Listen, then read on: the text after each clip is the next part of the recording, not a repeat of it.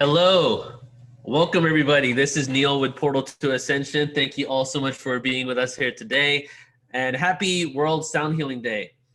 See, we have a few people in the Zoom room, and we are live on Facebook on 5 different fan pages. We're going to go live on YouTube, so lots of people joining us from all over. And to everybody that is in the room joining us here, please do select all panelists and attendees when you're chatting in the chat box, because in the chat room, because right now by default it's only on all panelists. Therefore, only I can see what you're writing, not everybody else. So if you want to engage with people in the room, please do chat in the chat box and type all panelists and attendees. And who do we have here? We have a good amount of people joining us. We have Italy represented, Turkey, Scotland. We got Chris in Virginia. So if you guys want, go ahead and let us know where on Earth or off planet you're from. And today, everyone, is World Sound Healing Day, dubbed by Jonathan Goldman. He's been doing this for around 20 years now. He's dubbed this day World Sound Healing Day. And on his website, worldsoundhealingday.org, there are people that have listed their events all over the world in order to support this day and the awareness of sound and vibration and healing. The intention for this day was that, we do a lot of inner work, self-work, especially within the spiritual community, but this day is actually in order for us to harmonize all of our energies using sound and frequency, so we can send love to planet Earth, to Gaia, and help with Gaia during this time of transition with so much happening on the planet. It is amazing and awesome to be able to spend one day where we can just sit back and listen to these sound frequencies, take part of sound and vibration, and harmonize our energies, with ourselves, with the cosmos, and with each other. So today we're going to be going for around an hour and a half. And if at any point you guys have some questions, we have a schedule, we're going to go through it, but we're freestyling today. So if you have any questions, please do engage in the chat room. But if you have questions, there's a button in the Zoom room that says Q&A. You can go ahead and click on that and you can ask a question. And anybody on Facebook, if you want to come into the Zoom room, you can do that. You can actually go to the Portal to Ascension fan page, go to events, go right to the first event, and just go right into this webinar. You can join us here and you can take part, engage with everybody in here, and ask questions. So before we get started today, well, first of all, let me tell you what we're going to be doing. So here I am with the beginning, introducing World Sound Healing Day. I'm going to show you in a few minutes here a video from Jonathan Goldman about today, about 2020 World Sound Healing Day and the importance of it. And we're going to go over some of the benefits of sound healing. And then my wife's Soul is going to come on and talk about her experience for around 5 minutes about sound healing. Then we're moving into a sound healing activation with Chris from Light Body Sound. And he's going to be going on for around 20 minutes. After him, we'll have Torkom G, good friend of ours that does digitized 432 hertz sound frequencies. He's going to be talking about 432 and also playing some music for us. And once that is done, I'm going to get back on. We're going to go through some sound healing tools. And also, it's not about sound healing as in like external instruments that you play in order to heal and align yourself. Sound healing goes beyond that. The universe is full of vibrations, audible and inaudible. We'll be talking about that. But also, we are our own sound healing instrument. What am I doing in this moment? I am speaking and communicating through sound. So we're going to go through some practices, some tools and techniques that you can use yourself and take home with you and show your loved ones that require, you don't even need to purchase an instrument. You don't even need to really remember, because it's really innate in our own bodies. And we're going to be going through some of these tools and techniques. So before we get started here, let me just say hi to the new people in the room. We got Lisa from Arizona. Hi, Lisa. We got Sarah from the west coast of Canada and Jennifer Orr from the Pacific Northwest. Hello. So I love doing these events because, we have everybody around the planet represented here. And I especially love doing impromptu webinars like this. We've actually done 3 webinars. This is my 3rd webinar in 3 days. We did an interview with Jonathan Goldman, who we're going to show you a video of right now, 2 days ago.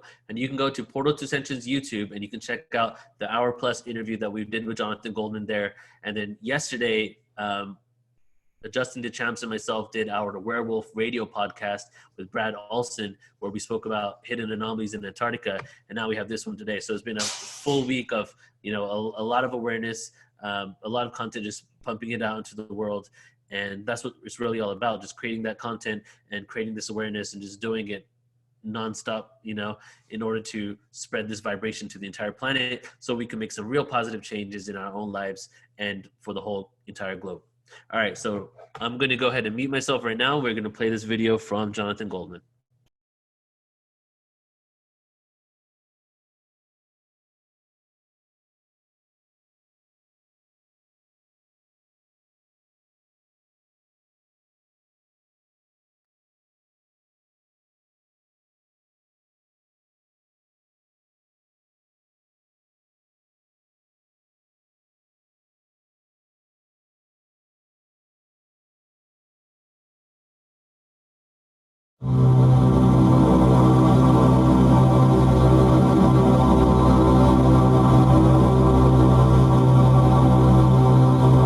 Hello, this is Jonathan Goldman. I'd like to welcome you to 2020. For many of us, this past year and the years before it have been a time of great awakening and activation to a new level of being. A birthing, so to speak, of a new humanity and a new planet Earth. Now, in 2020, let us continue on our journey of awakened consciousness and evolution. In order for shift and change to endure, we must realize that our journey has just begun. Thus, for all who have partaken in various events to help initiate peace and change, let us continue to assist in the evolution and awakening of our planet and ourselves. Let us resonate together in harmony and cooperation, celebrating the oneness that we can manifest together, generating the energy of compassion and loving kindness for all. Join us this February 14th, 2020 for the 18th Annual World Sound Healing Day. Become a sonic co-creator and help manifest global harmonization, generating peace and harmony onto our planet. On this day, thousands of like-minded people throughout the world will join together and project intentionalized sound encoded with the energies of light and love to our Mother Earth. This sound has the ability to affect and enhance the consciousness of the Gaia matrix, the field of our entire planet. Science has validated that through the power of prayer and meditation, we can literally interface with the consciousness of the Earth. By adding the element of intentionalized sound, we can enhance and amplify this extraordinary power even more and help co-create a new reality of consciousness, of manifesting a state of oneness, loving kindness and compassion for all living beings. Let us come together this year on February 14th, 2020 for the 18th Annual World Sound Healing Day and help co-create this new reality. Come to templeofsacredsound.org at noon in your local time zone and sound forth with an ah, sending a sonic valentine of love and light to Gaia, our Mother Earth. Together, we can make a difference. Remember, we heal the planet, we heal ourselves. We heal ourselves and we heal the planet. To learn more about this, please visit worldsoundhealingday.org.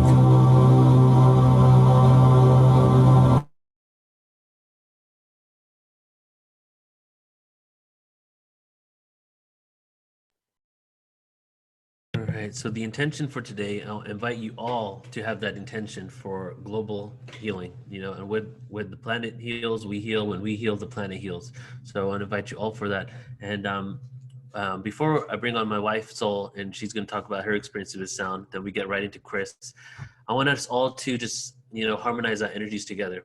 In the book that I'm reading with Jonathan Goldman right now, The Humming Effect, talks about the science of when you hum with people, when you sing with people, when you breathe with people, it creates this symbiotic relationship, and your heart, like brain, literally goes up the charts, and just you connect with people, anxiety subsides, and your communication skills improves as well. So I want to invite everybody who's listening to this now and who will be listening to this in the future, just to take a moment.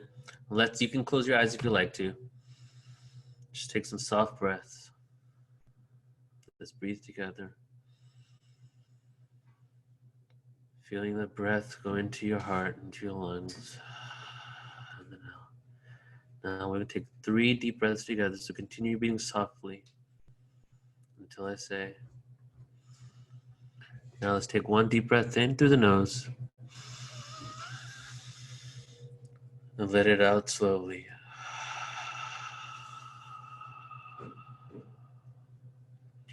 Another deep breath in. Just make a little sound when you exhale this time.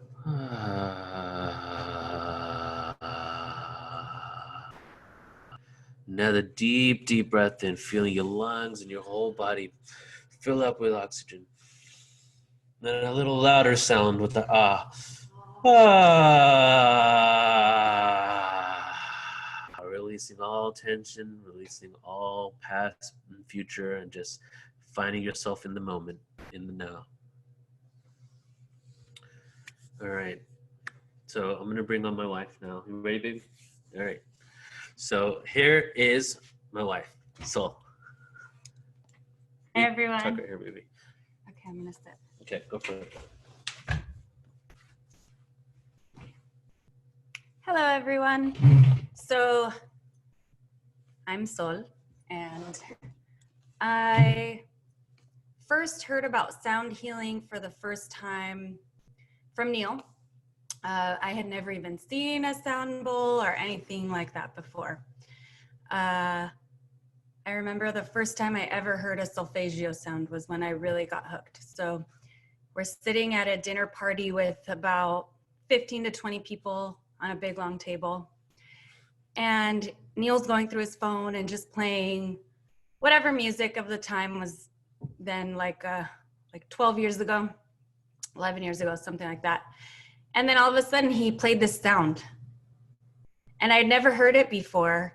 And I was like, hey, sitting like 3 chairs away from him. And then I found myself like scooting closer and closer and closer. And then I was next to him and I was like, what are you playing? It sounds really familiar. It sounds like I've heard that before. And he's like, oh, it's solfeggios. It's the heart meditation one. And I was like, okay, well, I've never heard this, but why does it sound so familiar? He played the whole thing for me. He gave me some link for it. And then I went home and I started playing it on loop whenever I was cleaning my house, whenever I was just doing chores. And so one day my daughter, who was 4 at the time, was just watching her TV shows and she heard it for the first time. I had it on my computer. I was cleaning. And then she went from watching her little cartoons to inching all the way to where the computer chair was, sat in front of it and just started breathing like in through the nose and out through the mouth on her own. Just like I caught her doing this. She was just like, just staring at the little video that it was. And for me, that was complete and utter confirmation that it was healing her and it was getting inside of her being and shifting something within her. I also had the experience in which my father, who was very kind of in an aggressive mood at the time, and it would really upset him, this sound. And he couldn't really sit with it. And he would ask me to turn it off very often, which is kind of like what classical music is to some. I had that effect happen to me when I was a kid. I didn't like classical music because my energy was just so different. It was like not at the vibration that I could handle at the time. So I didn't like classical music until something within me shifted. And now I enjoy it very much. So after Neil and I started working together about 2 years later, maybe 3 years later, after the first time I had heard the solfeggios, which I was hooked. I played them all the time. And then we started doing sound healings together. I started learning how to play all the instruments, and we'd go different places and play for people, and they would have these magical experiences in which their pain was gone.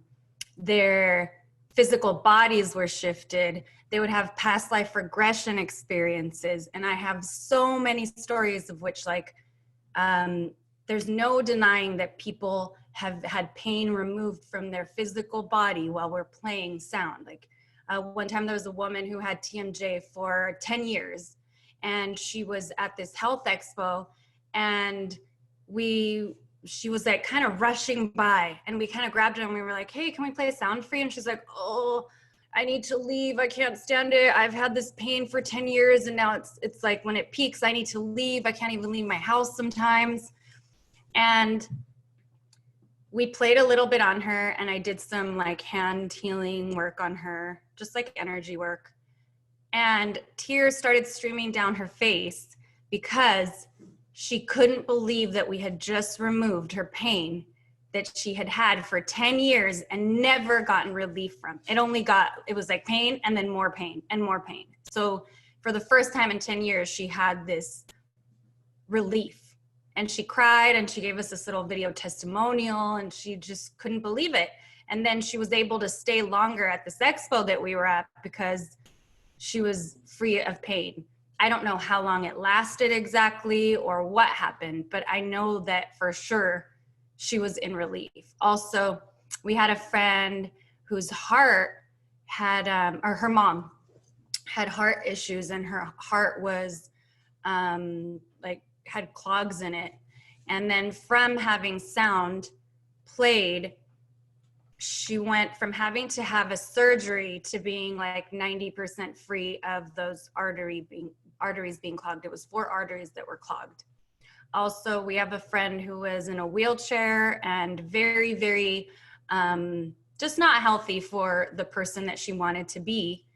And after sound and different therapies of the such, she completely changed and started being able to walk, and on crutches still because she still has some issues, and lost a lot of weight. And just sound is not only healing for the spirit body, because then the spirit body will start healing the physical body.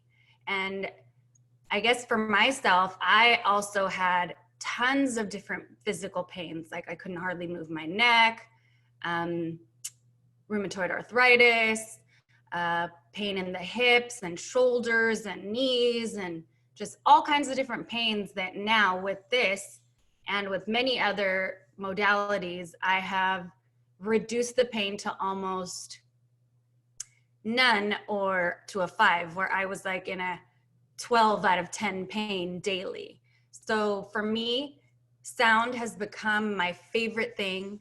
If I could play sound 24/7, I would. I love the experience of seeing others enjoy. And even if it doesn't bring you joy, sometimes it activates something that kind of feels like annoying to you and you can't take the sound. It's actually because it's working really within you to shift whatever that may be. So that's my experience with sound, guys. I love, love, love doing the sound experiences that I do with Neil. And I don't know what else to say besides that and all these testimonials. Oh yeah, tonight we're gonna have a sound event for the heart and for the self. It's self-love, and it's a special Valentine's Day kind of thing, where it's doing things for yourself and for your spirit. And it's going to be in Anaheim at Bodhi Studios. Check it out. I believe it starts at 7:30, but I would get there early. I don't know what capacity is, but you can go check it out and see how that goes. Maybe we'll see you tonight. All right, guys, have a really great day and have a special sound experience whenever you possibly can, because they're awesome. Oh, Torkom's going to play for you guys, so that's going to be great. He's really good. All right. Love you guys. Bye.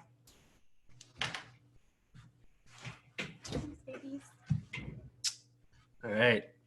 So now we're going to get into the first sound experience. And let's just see how everybody's doing on Facebook here and in the group. Okay, cool. So our first sound experience today is with Knudson. And he has him and his wife have an organization or a group called Light Body Sound, and Chris and myself are starting to work together on a more constant basis now, where we're going to actually be doing some. Since I do spoken word and rap, he's going to be producing some beats. So we're going to come together and form a record label and come up with some conscious sound. So I'm extremely excited to have him on here. And he also was the one that suggested, why don't we do this event for World Sound Healing Day? So it's kind of a collaboration of the two of us. So let's go ahead and bring you on, brother. Together we are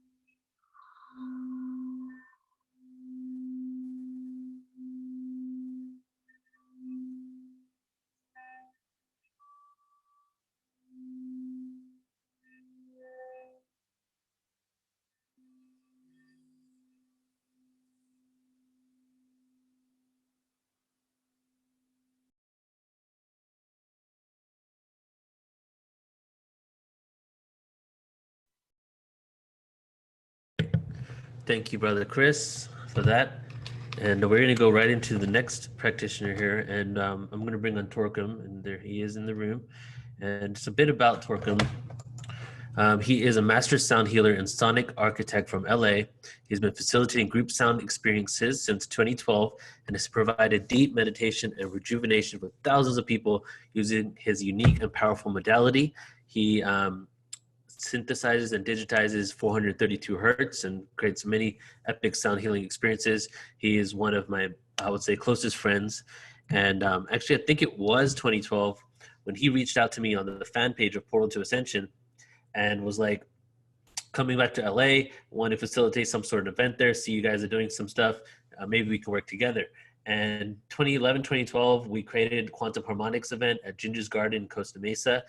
And that was his first kind of coming back to California and creating these types of events. And since then, he's taken off facilitating amazing experiences using all types of technology and sounds with sound packs on people's bodies while he's playing, and also with Michael Strauss, in which they have visuals and virtual reality headsets that people can basically go through this visual psychedelic journey at the same time experience sound. But he's doing epic things. And it's also pretty much a treat for everyone here because this is not conventional sound healing. We're taking it to another level. So, hey, brother, how's it going, man? What's up, Neil? Thanks so much for that intro. And thank you to everyone for being here on Sound Healing Day. Thank you, bro. I love you so much. What do you have in store for us today? Cool. So I figured, you know what, today would be good to just kind of riff back and forth, kind of share what I've been picking up on the last 8 years of doing this work. And also I have a link of a sound bath that recently was posted online on YouTube.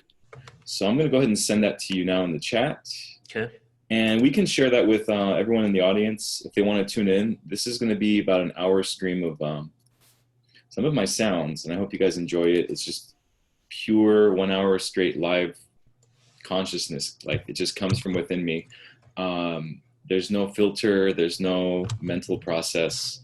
It's really all happening in the moment. And for me, that really started when I learned meditation. It really brought me to such a level of presence and awareness around my body, my inner world, my emotions. It gave me this grasp. So I really, after 2 years of meditating and living in Iowa, just when I reached out to you, we have a question I see somebody just asked about 432. We'll get to the whole 432 in a minute. But yeah, meditation is a big part of what led me to this system and to create this. So with that said, it really is a way for me to help anyone access those kinds of deep quality meditations I was experiencing, but without having to need a technique or pay $1,000 for a training or anything like that. So for me, really, it's been almost a mission and a function of the work to help anyone and everyone have that easier access to meditation. So with that said, I guess we'll just take questions. Neil, is that cool? Should I just take people's questions? I see Guy has a question here. Yeah, go ahead and take questions. We only have like 14 people in the room, most people on Facebook, so Awesome. I have limited questions. That's but chill. You can go into 432. I'm sure you can talk forever about it anyway. Cool. So yeah, if you want to share that link, you can also find it. Anyone can find it on YouTube. Just type in Torkom G Sound Bath Live. It'll be one of the top links. And I just put the link back in the chat room, and I put it on Facebook, so whoever's watching Great. everywhere should have it. So to answer Guy's question, why the 432? Here's the thing about this 432. This is a really good question just to start off the bat. There's a term that's been coined, I'd say more recently, in some groups and forums I've been involved with. And as someone who I feel like I ventured out on my own and read some texts and put a lot of literature and different things together 8 years ago when I was on my own path and creating my system and extrapolating on the information. And 432 hertz was a big part of that, because for me, it was like some kind of harmonic sequence of numbers that was found in nature. And if you really just break the 432 sequence of numbers, it's just 2s down and 3s across on a grid. 2s going to multiples of 2, multiples of 3. That's it, right? And you end up with 432 right in the middle. So actually, it is a sequence of harmonic numbers. And I think people have superimposed those same numbers onto music and music theory and frequencyism. And so to get back to the word that's been coined recently, frequencyism. And I really like this word. It speaks to all these different notions that are around sound healing. in which a frequency has a certain value, or a set of frequencies have a set of values. Started with really the 528 solfeggio frequency stuff. It also made its way into the 432 hertz school of thought. Now, to directly answer straight up the question, why do I use 432 hertz? Is it because it's DNA healing, mystical, sounds scientific? To be honest, it's a preference. It's just the difference of a less than a quarter step down on a guitar string, slightly down in pitch, or on a keyboard or on a piano, same thing, slightly down. And so it gives you a deeper quality tone that I think is more preferred for sound healing, for consciousness expansion. And that's about it. That is where, for me, my attachment to the school of thought around frequencyism pretty much ends there. It's a preference thing. And it is also interesting that the 432 number is a part of a sequence called The Most Harmonic Numbers and Frequencies. You could Google image search this and you'll find the grid I was referring to. But separate from that, a part of this journey has been to decipher and learn as much as I can about what's going on with these frequencies. Are there any merit to certain frequencies over the other? And then a lot of stuff comes into the field, like what about tumors and certain specific frequencies that can destroy cells or tumors or kidney stones. And so I think it's very much natural and normal to end up in these conclusions in which a frequency can resonate with a thing and cause an effect. And something can happen, either healing or destruction of a cancer cell. And this premise is very, very rife throughout the current sound healing schools of thought. Now, upon really wanting to be as much of a scientist in this, in the sense that a big part of what we do is completely mystical, it doesn't require science. I don't need to know why or how. I just simply show up. I enter my own meditative inner stillness and I let from that intelligence outwardly arise the right proportions, ratios, and movements of sound that does influence a room. And there's a sensitivity to that. But separately, it's also worth exploring, because there's all these claims, because there's so many products and things that are thrown at us and sold at us and YouTube videos and people selling us on their school of frequencyism, in which this heals the heart, or that heals trauma, or this heals fear, or this is for relationships, then I think it starts to get us farther away from the truth of how music is actually interacting with us and our psyche. It seems to me like the most powerful sounds are actually those that come from your own voice and just hum and release, because you're breathing, you're active, you're involved. Do you need to know if that's a specific frequency? Does it matter? I would argue most likely not. What matters is that there's a tool and there's our consciousness, and they're meeting each other, and we can jump on with the tool as to express and create a space of healing, change, transformation. That is real. That does happen. Correct. And that will happen. But if someone's saying that this frequency has that effect, I would say, sure, but you can also do a lot more if you come from a musical compositional component, because then you can get emotions involved. You can take people on a journey. You can take people beyond simply boop, or the idea that boop is having some effect. And for me, most of those higher pitched, sustained sine wave sounds are kind of annoying, which is a part of why for me quantum harmonics is a combination of my own personal preference and tastes, but also an expression of how I perceive sounds that are natural, sounds that would be we would be unable to hear, but if we had ears big enough, we would hear. For example, the core of the earth, or planets, or big celestial objects or events, and how those would sound, right? So my approach is really incorporating wind, water, tidal movements. Even though there's a lot of synthesizer frequency harmonics, it's very much tidal and aquatic. And I think that's where a lot of the healing comes from, how we approach as sound designers, what metaphors and symbols we use. And so frequencyism, that's the word I want to throw out there. If you have had experiences with music or products or whatever that isn't a specific frequency, I don't want to take away from your experience at all. I just want to remind you that you create your own experiences.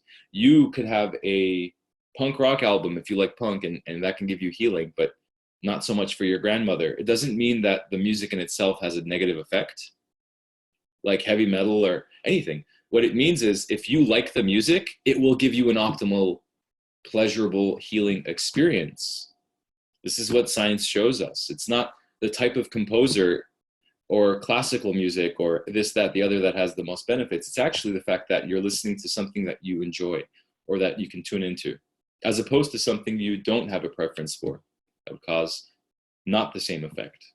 So the interface is really about, with interface with our own psyche, our own healing, our own story, our transformation is one in which we have to at the same time go beyond our preference and explore the unknown, but find what's comfortable for us. Find within us what it is that we are attracted to and appeal to. Thank you, Sarah. And to bring the point right back to art and science of sound healing. Yes, thank you very much, Guy, for the post. Art and Science of Sound Healing is a group that I actually mentioned at the beginning of my chat.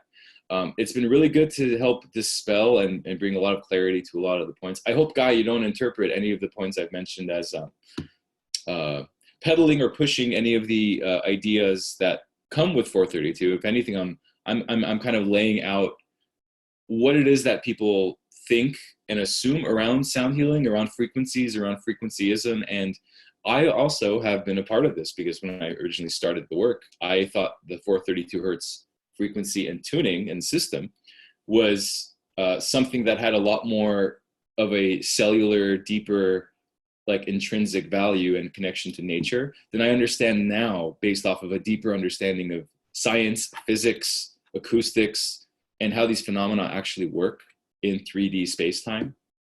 And so with that said, I would really, really advise everyone to join the group called Art and Science of Sound Healing on Facebook. It has been such an amazing page. Thank you to Thomas for starting it. I think it's up to almost 2,000 members now from all over the world, where we actually get to dive in and have deep discussions about some of these things. And it's been very informative for me as well. One of the things I want to, I've been kind of on a rant, and feel free to just jump in and chime in any moment, but the last point on this is I used to think, oh, ultrasound, for example, is a type of technology where there's a frequency, high range, way beyond the audible range that can dial in to a cell or a cancerous cell and can destroy it. And that would fall into this notion that there's a specific frequency harmonic that's resonating with the cell.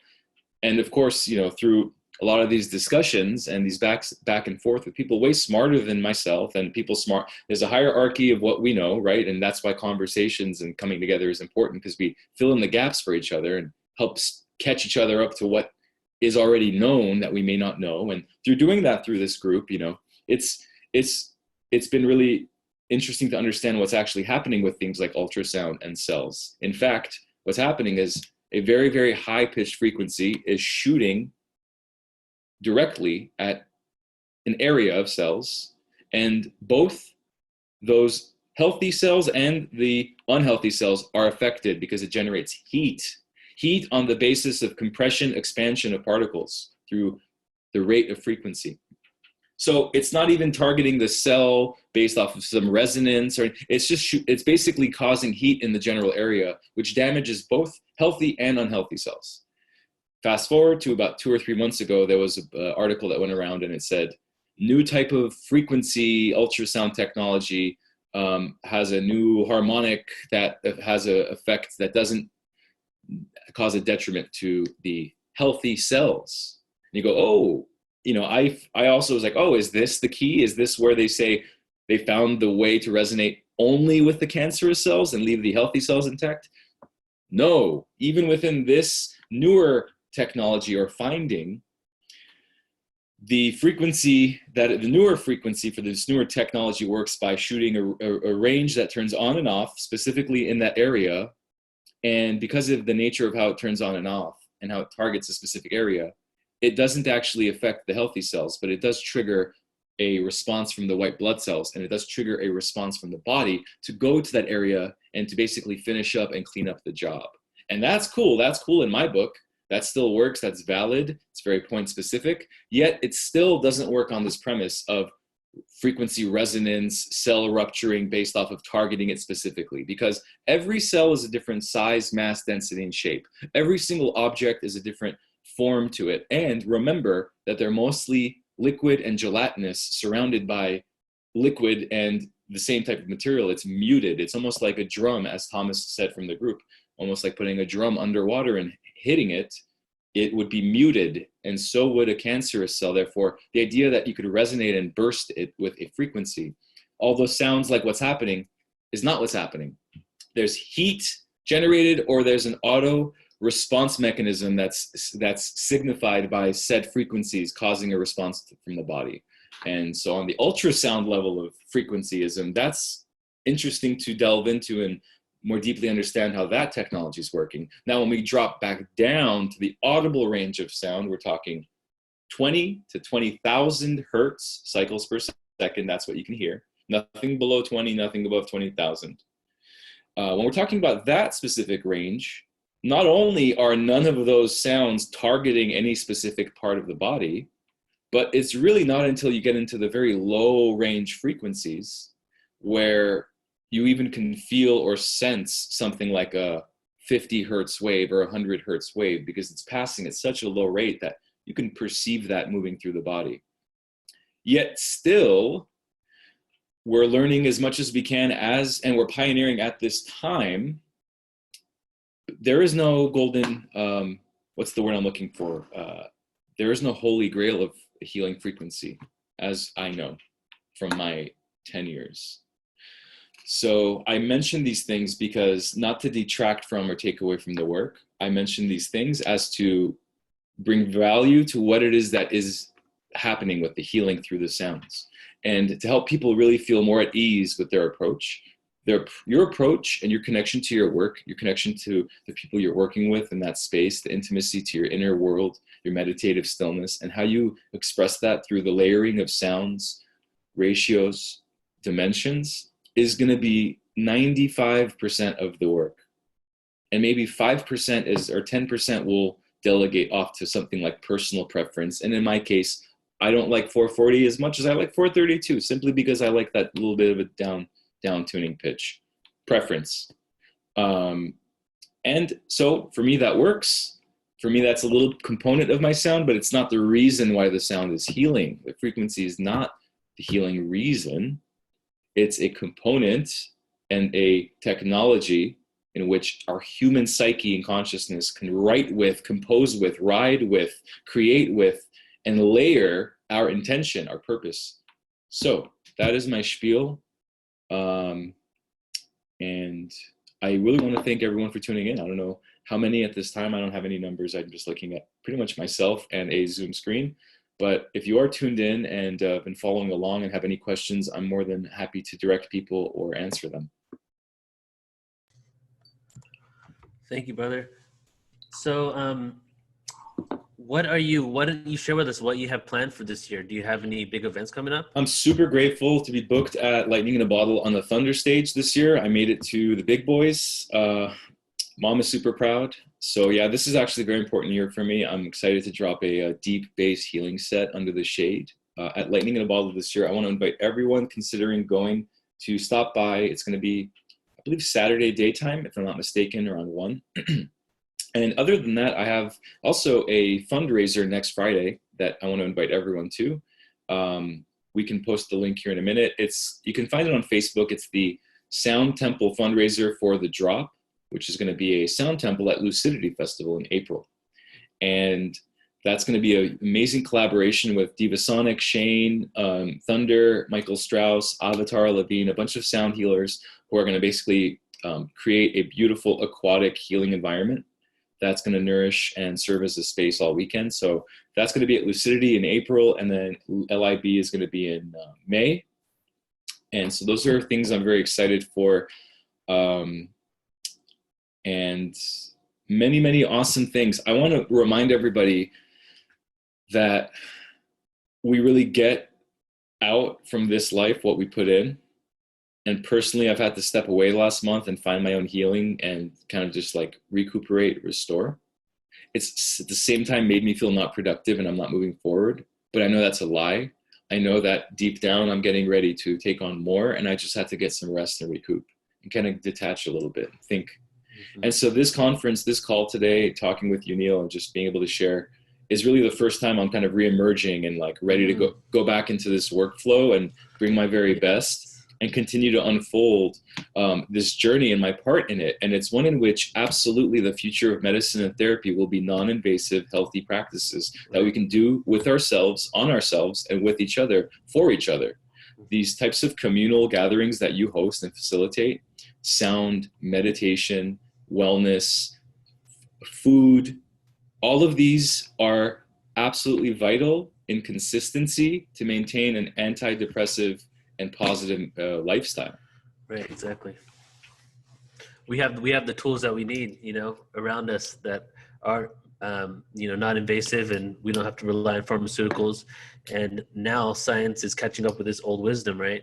Pretty soon we could change the world, man. With the awareness of psychedelics being released and helping people with releasing PTSD and traumas. Absolutely. With the awareness of sound frequencies. One thing I've been reading this book, Biotuning, with Tuning Forks book. It's amazing about science and the physics of sound healing. And it talks about on there how if you talk to somebody and tell them that this inaudible frequency will have this effect on you, chances are they'll say, okay, because they're used to ultrasound and all that stuff. But as soon as you start speaking about audible frequencies healing you, all of a sudden the mainstream has like, wait a second, you're saying this frequency can do this to me? Right? But we're using inaudible frequencies every single day in mainstream science. It's no argument. There's absolutely no dispute that audible range frequencies between 20 and 20,000 hertz also affect us, affect our psyche, affect our brain, because our brain starts to change its wiring and its experience just by listening to music alone. Right. But it's not happening because the music necessarily is moving through the brain and causing some kind of cellular effect in the way that we assume how frequencyism makes us think. Sometimes sounds work as they penetrate and have effects directly on the physiology, and they may or may not. My point is the science hasn't caught up there yet on that level of a granular detail to explain that. But what we do know is simply listening to music, headphones, speakers, doesn't matter, delivery method doesn't matter. The act of listening to a preferred form of music, even heavy metal, will calm and relax you if that's what you seek. Will give you energy and will give you stimulus if that's what you want to experience. So with sound healing music, what separates it is it has no lyrics, it doesn't have a rhythm. It generally is something that is a tonal soundscape. It's a field. And so it tricks the brain. The brain doesn't know how to like orient around a kind of music that has no beat, no lyrics, no.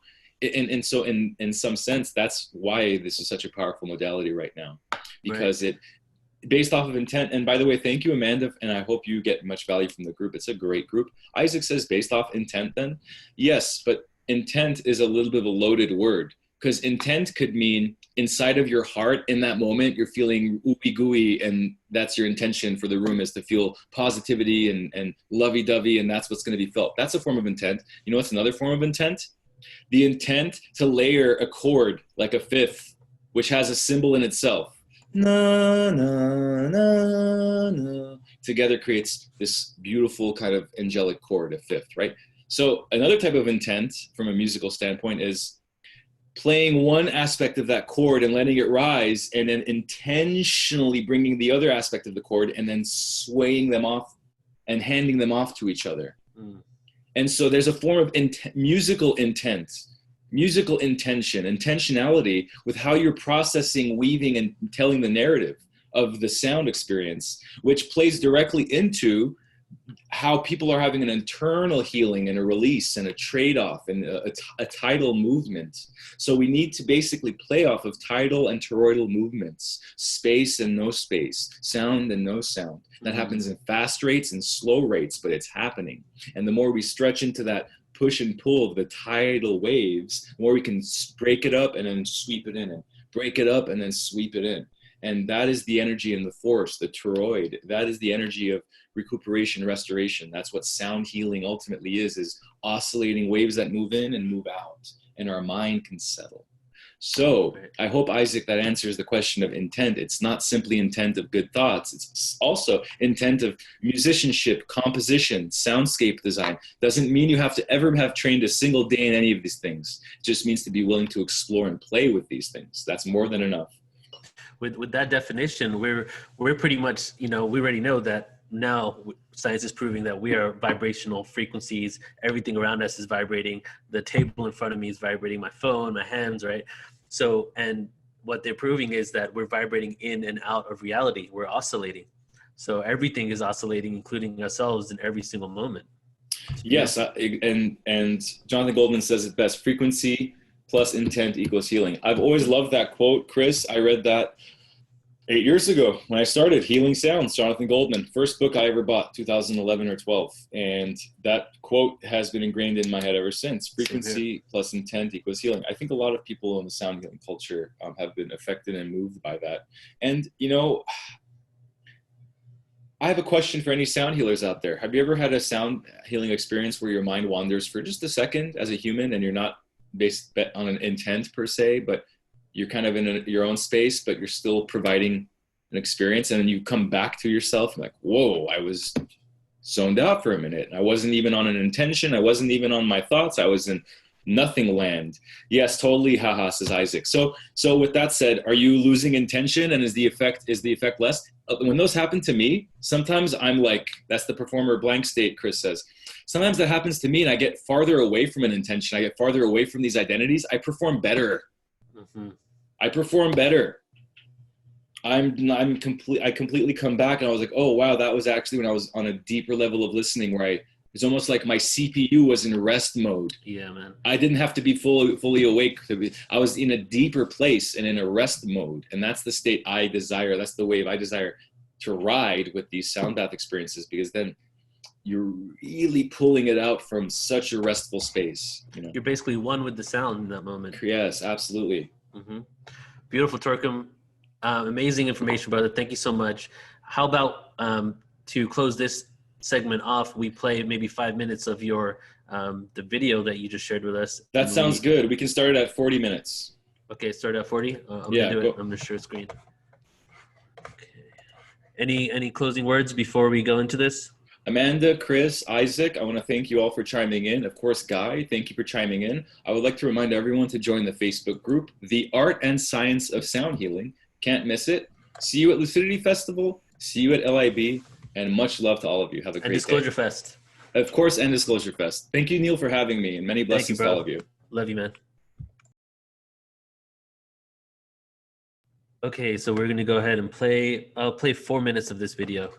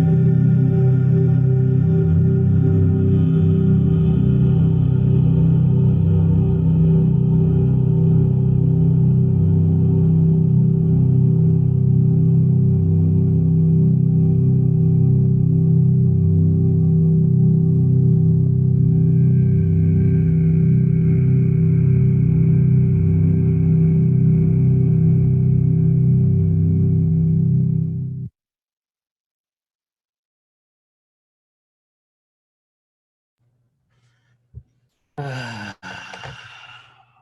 right. So just want to take a moment here. We're kind of halfway into the event. We're going to go for another 40, 50 minutes. I'm going to bring Chris back on in a little bit, but I have some things I want to go over as well for sound healing. But first, let's all just take a moment and just breathe a little bit together. So when Jonathan Goldman created this event, the sound that he chose for everybody to do collectively together across the world, he started with 12 noon, but obviously people are all over the planet at a different time, so it became a whole day thing.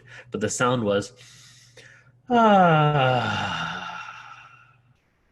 And the purpose for that is that when you go somewhere and you hear somebody say, it's usually not like, I'm really angry and upset and frustrated. It's a relief, it's a release. And also, if you look into ancient words in Sanskrit, Egypt, where they put the word always symbolize something to do with the heart. Even in different cultures, was actually put in the words for the sound was actually placed in the word for their God. For example, Allah, right? Allah.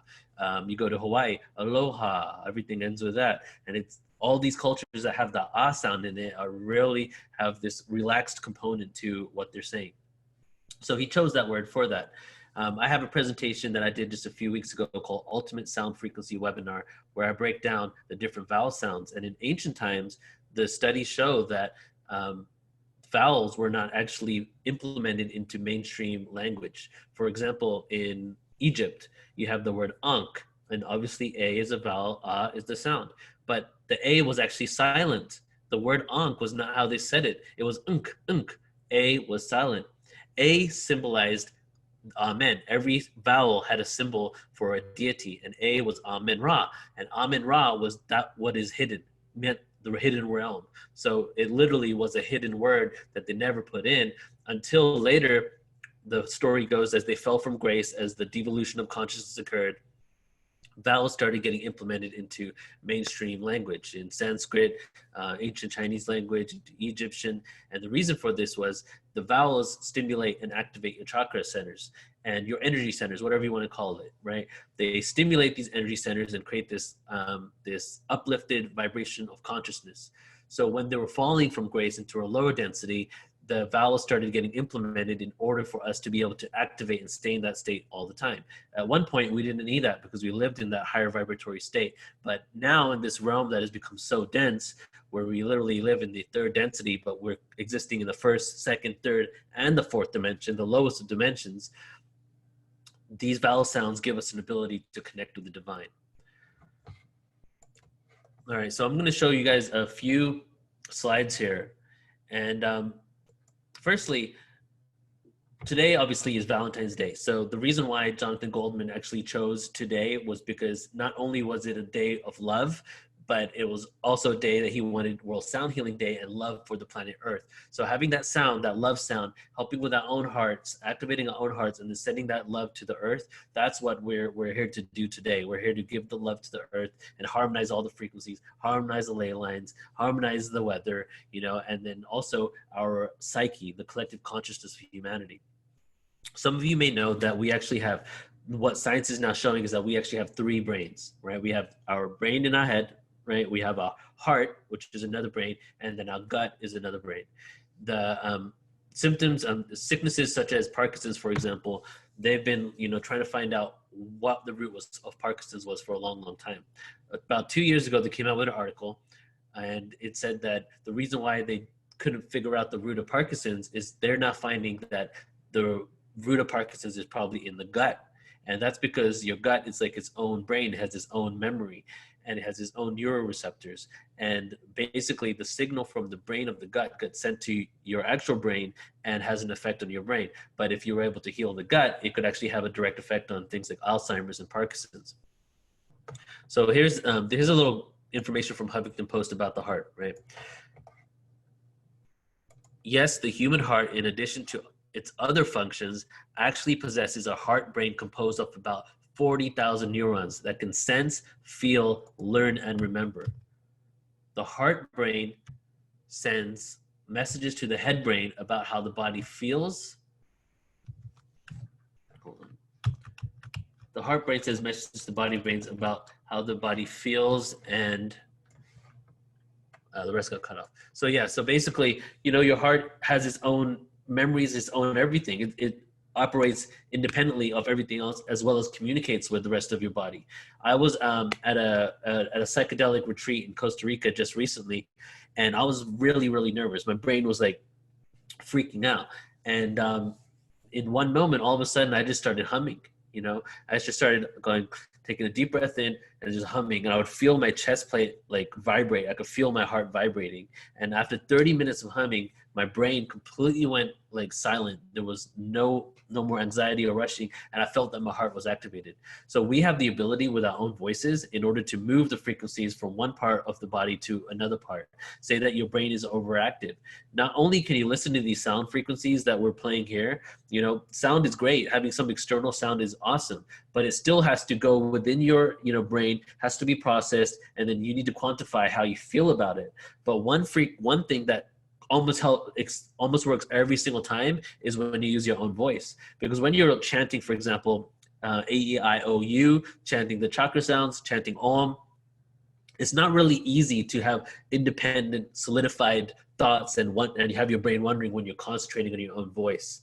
So when you take a deep breath in, you're chanting Om, that sound really reverberates your whole body. So we have these external sound tools, but all these external sound tools were actually designed to mimic what humans were already doing with their own voice. You know, when you go to the Aborigines of Australia, for example, and you see the didgeridoo, what they were doing was they were actually making those voices with those sounds with their own voice, and then they also created an instrument that mimicked that sound. When you go to Mongolia and you hear the double-toned, double octave chanting that they have there, they were actually attempting to mimic the sound that they were hearing from a natural waterfall that the whole entire community would basically go to and worship. So let's get into a little bit about the benefits of sound healing.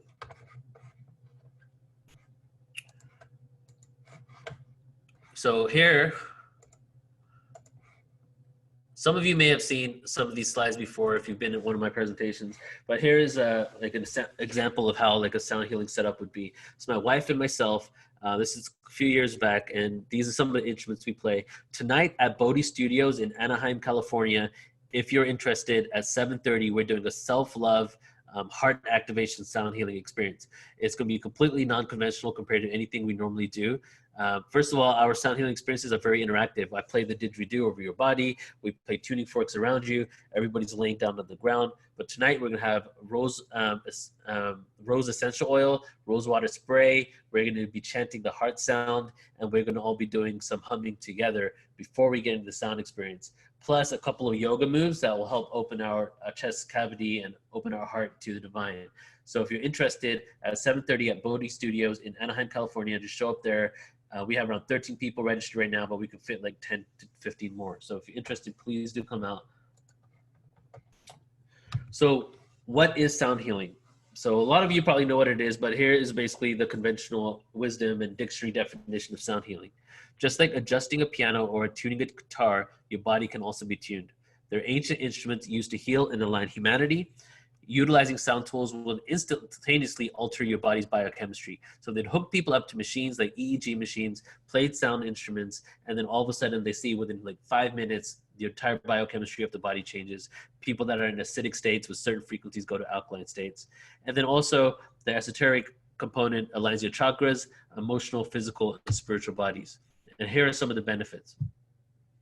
Could reduce stress and increase blood flow, fully integrate body, mind, and spirit, transcend to higher levels of consciousness, heal dis-ease and enhance the immune response, and create an alkaline environment within your body, and also produce what we call theta waves.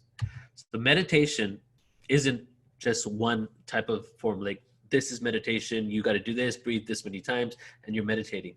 Meditation is really a brainwave state. It's actually theta wave. That's when your brain hits the theta wave, you're in a deep meditative state.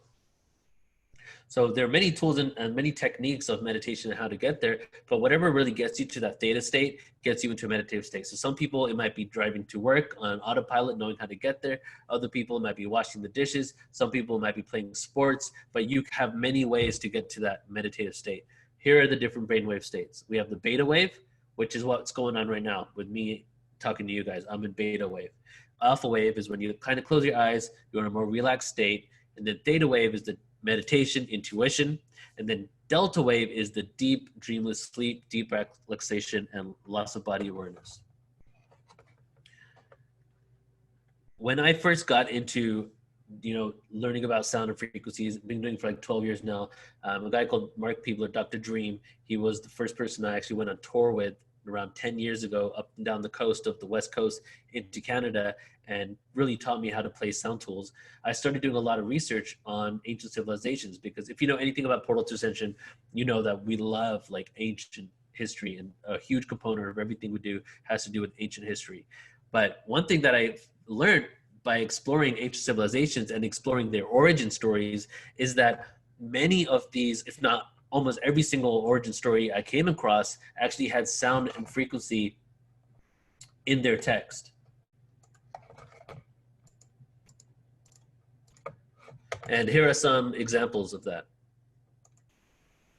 So we all know the conventional origin story, the myth. We have to know that the Big Bang is known as a theory. It's not known as an actual fact or reality. So that technically is a myth too. Even in conventional science, we have the Big Bang. We have some sort of sound frequency. And then we go to the Egyptians. They believe the universe was sung into creation. In Hinduism, we obviously have Om and each of the chakra seed sounds. So every chakra has its own sound. And then in Australian Aborigines, they speak of the 3 sacred songs, the 6 days of creation, the 6 aspects of Om, the 6 aphasia frequencies, 6 aspects of the all-seeing eye of Horus. And then we have in the Krishna Ayurveda, in the beginning was Brahman, with whom was the word, and the word is Brahman. So I'm not sure if that sounds familiar to any of you, but it sounds very much like the Bible, in which it says, in the beginning was the word, and the word was God. So it's interesting to note that in Hindu text, which is supposed to be this pagan, multiple God religion that has nothing to do with any monotheistic religion, especially Christianity, has almost the exact same verbiage when it talks about what was in the beginning. In the beginning was the word, and the word was God. But what is the word? In the beginning was the word, and the word was God, and the word was with God. So the word obviously is sound. So the beginning was the word, the sound, and the sound was with God. So 2 separate entities. We have the sound, and then we have God. The sound was with God, both existing at the same time. And the word was God. It's the first paradox right there. Not only was the sound and God 2 separate entities that coexisted, but the word and the sound were also the same thing. It's perfect representation of duality and oneness. He, who's he, sound, was with God in the beginning. The sound was with God in the beginning, the vibration, the universe. Through sound, all things were made, and without sound, nothing was made that has been made. In sound was life, and the life was the light of all mankind. So what is life? The life is the sound. So in the sound was the light of all mankind. So now we're talking about sound existing before light. And the sound was the light that sparked all of mankind. And the light, which came from sound, it shines in the darkness, and the darkness has not overcome it. So this metaphoric stanza from the Bible, that's the beginning of all origin, is basically talking about how we all came from sound, how light and all physical matter came from sound. So what I want to do with everybody today is, as I was saying earlier, it's not about the fact that we have these external instruments and we're celebrating sound healing as a modality, but it's also knowing that we are our own tuning fork, so we can actually mimic and create all types of sounds of self. So here are the chakra seed sounds, and what I want to invite everybody to do is go through these and chant them with me. We're going to go through both sides here. We're going to chant each one once. We're going to go from the root chakra all the way to the crown chakra, and then we're going to do that for the vowels as well. And you can see on the right hand side, I believe it's on your right hand side, we have the sounds of the vowels, which also represent each of the chakras. And this is, I love to share this with people because it's not easy for everybody just to like purchase a sound instrument or to remember to bust out the Tibetan bowl and start playing it. But when you know that you can just do this yourself, whenever you're feeling out of place, whenever you feel anxiety, whenever you're going into a meeting or an interview and you need to communicate with someone, if you need to get into a conversation with your partner and are having some concerns about it and don't know how you can communicate, you can just chant these sounds yourself, or even pick a certain chakra you want to come from, whether it's the throat chakra or the heart, and just chant those sounds 3 times or more. See what happens. Recently, I've been chanting each of the chakra sounds 3 times each. Almost every single day. Sometimes I forget, but almost every single day, chant those each, and then I just get into it. And when I do webinars such as this, I basically go through this and I chant everything, and it makes me, you know, get rid of my anxiety if I'm nervous in the moment, and it helps me communicate a little better. All right, so we're gonna take a moment here. I'm gonna make this full screen for everybody.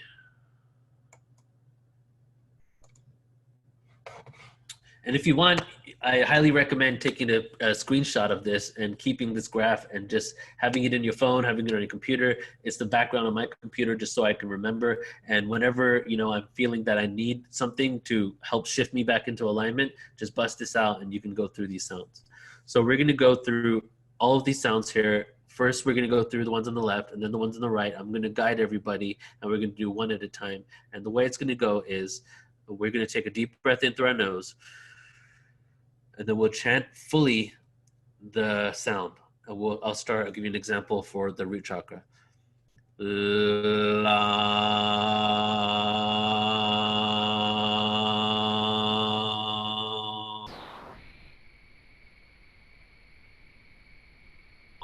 Like that. And then Vam Ram. Okay. So just take a moment.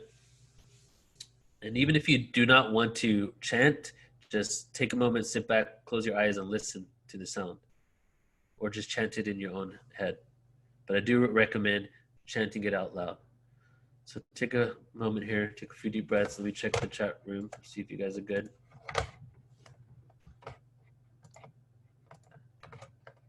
All right, cool. Isaac, you would be good, brother. Okay.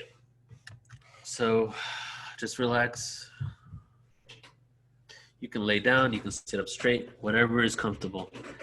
And you do not need to keep your eyes open. I will tell you what the sound is. So we're going to start out with just 3 deep breaths in, just through the nose. Then just let it out slowly.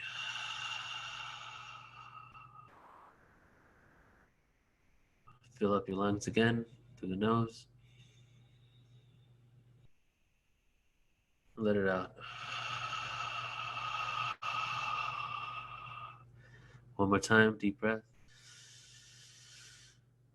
Let it out. On the next inhale, we're going to chant Lam. Deep breath in. La.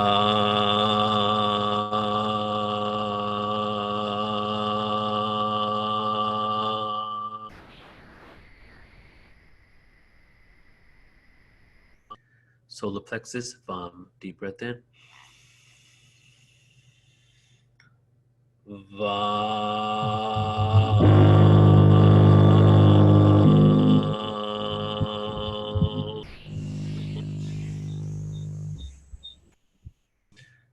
Ram. In through nose.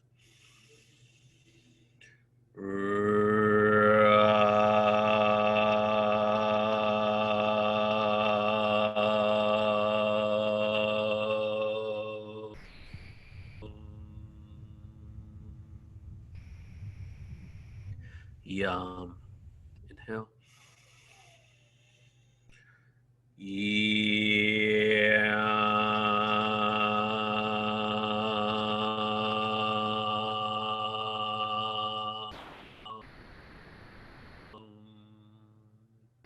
Throat chakra, Ham.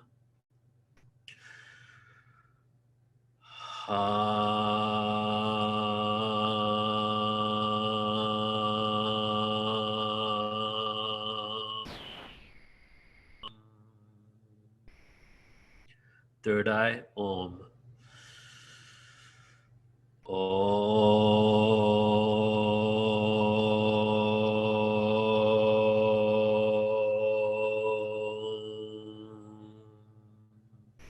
Crown chakra, Om. Om.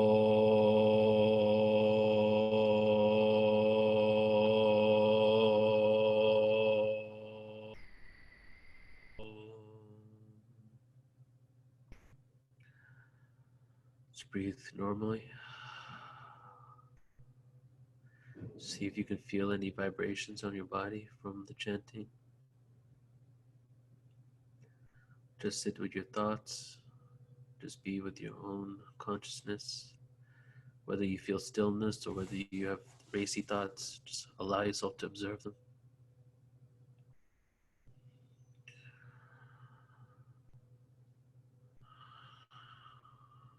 Keep your eyes remaining closed. And now we're going to go into which are the vowel sounds. And I'll also guide you through this. And the sounds, just to go over them really quickly. We have o, I, A, E. And again, I will say the sound before we do it. And what I want to invite you all to do in this moment, though, is to focus your energy on the earth. And if you're able to, visualize our planet, visualize our solar system.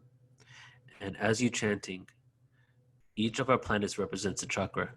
You know, our own planet has its own chakra system, meridians and ley lines. As we chant these sounds, we're sending the frequency to our planet. We're harmonizing the energy. We're harmonizing the collective consciousness. We're harmonizing the chaos and confusion. And we're bringing forward joy, tranquility, peace, and unconditional love to all beings in creation, and especially to our planet. And we want to bring forward gratitude, lots of gratitude for just being able to walk this planet and being able to be these divine beings in this planet of amnesia, figuring out day by day why we're here and just living and being present in this moment and this beautiful gift that we have called Earth. Today's day, the World Sound Healing Day, really is about the healing of the world. So I invite us to all step aside for the moment, step outside of ourselves, and to bring forward our collective vocal cords for the earth. So just continue, just breathing normally. Okay, breath in through the nose, and the first sound we're going to chant is ah.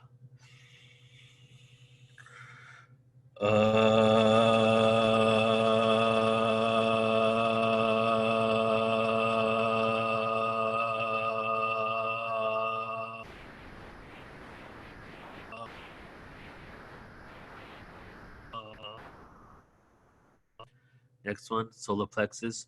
Oh.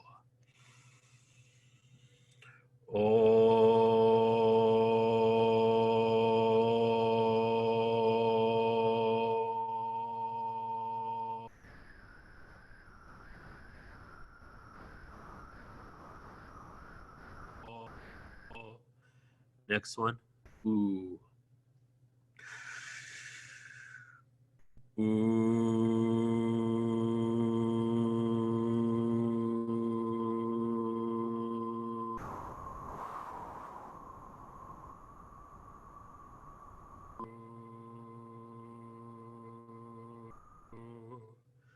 The heart chakra of the planet. Ah.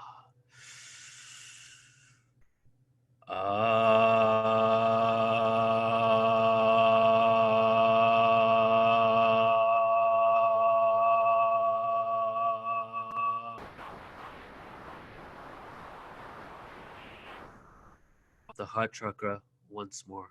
Ah.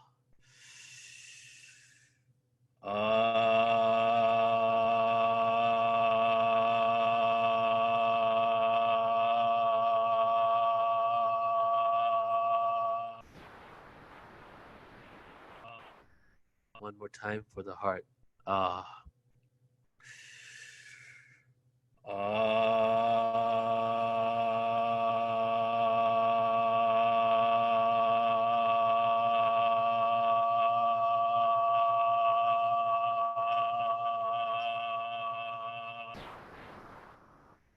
The throat. I.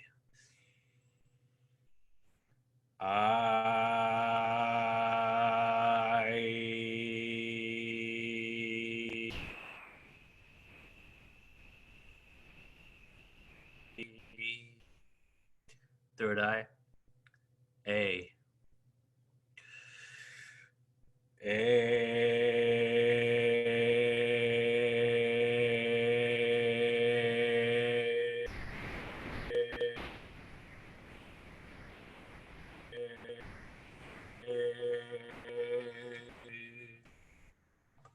crown chakra, E.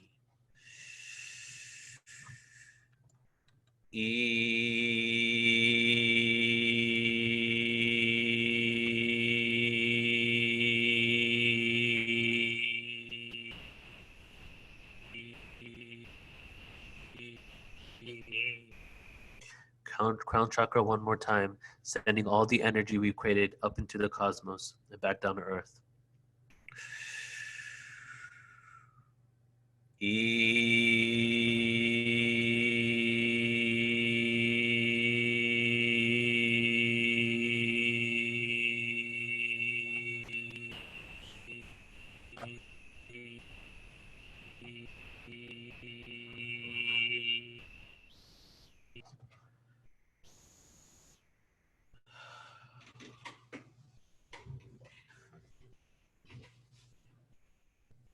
Imagining and creating love in your heart, compassion in your heart for your loved ones, for those you don't even know on the planet, and for the earth, for existing, and knowing that it's a sentient being that deserves our love and compassion just like we deserve love and compassion ourselves.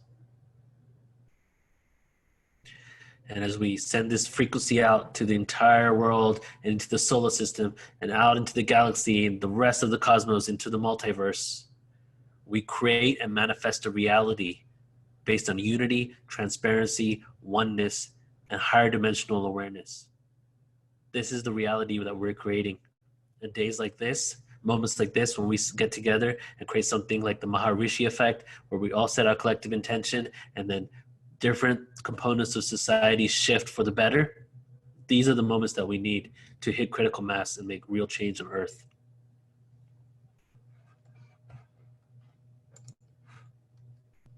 Okay, so guys, you have that available to you all the time.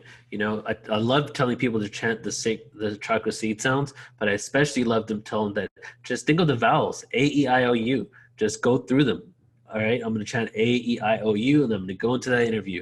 I'm going to chant A, E, I, O, U, and I'm going to go talk to my family about something that is a little difficult for me to even talk about, but it needs to be addressed. You know, that we have it within ourselves to activate ourselves. The book right here that I'm reading right now, The Humming Effect by Jonathan Goldman. Firstly, we did an interview with Jonathan Goldman about today, 2 days ago. It's on our YouTube. It's actually going to be launched and go live on YouTube in about an hour from now. So you can watch it on a YouTube, Portal to Ascension. And he goes over a lot of information, including the humming effect. But in this book, I highly recommend you guys check it out. I'm about halfway in. It talks about how when you hum, what we just did right there, they have quantified and figured out what kind of chemicals and biochemical reactions we have in our body. One thing that happens just from the simple act of humming, you know, forget the sounds, just inhale.